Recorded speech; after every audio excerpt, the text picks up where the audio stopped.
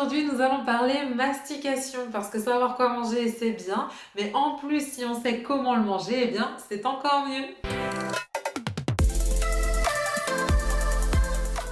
Une mauvaise mastication va entraîner plusieurs types d'inconfort dont on aimerait vraiment bien se passer, notamment au niveau des troubles digestifs, mais aussi la prise de poids, des carences nutritionnelles ou encore des inflammations diverses.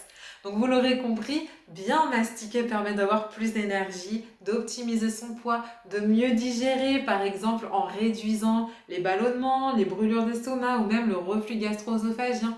Mais la mastication va aussi permettre de garder les dents en bonne santé.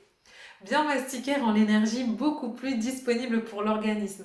En fait, notre corps ne peut assimiler que des molécules simples et cette assimilation se fait au niveau de l'intestin. Alors avant ça, il y a plusieurs étapes et la première étape, eh bien, c'est la mastication.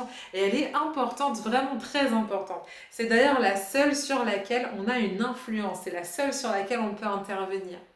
Vous le savez déjà, l'estomac n'a pas de dents et si vous lui envoyez des morceaux, eh bien, il va perdre beaucoup d'énergie et vous aussi. Pendant qu'on mâche, des informations sont envoyées à notre cerveau sur les aliments qu'on mange et ça favorise la digestion. Et la mastication permet aussi d'allonger le temps du repas et d'envoyer la fameuse hormone de satiété. Grâce à elle, on ne mange plus en trop grande quantité, on mange seulement ce dont on a besoin. Pendant qu'on mâche, on salive et la salive va venir réguler le pH dans notre bouche pour protéger les dents face à l'agression des aliments. La salive en plus va avoir d'autres effets puisqu'elle va lubrifier notre bol alimentaire, mais elle va aussi envoyer des enzymes digestives qui vont permettre de digérer à la fois les bactéries qui pourraient nous accommoder, mais aussi les aliments, notamment les glucides complexes comme les amidons par exemple. D'ailleurs, est-ce que vous saviez que le riz se digère dans la bouche ?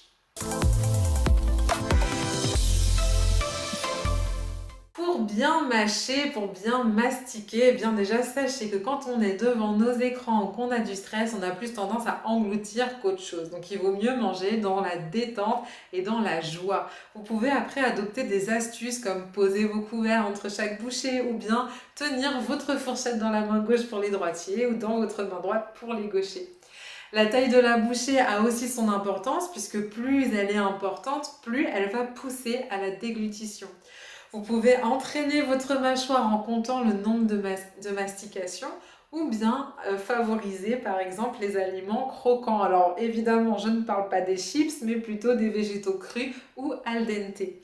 On parle aussi beaucoup de pleine conscience et pour adopter la pleine conscience lors d'un repas, rien de plus facile, mettez-vous à la place d'un critique gastronomique. Vous devez tout étudier, l'odeur, la texture, les saveurs, le goût, les mélanges, les équilibres, les épices, les modes de cuisson, etc., etc. Rien ne doit vous échapper.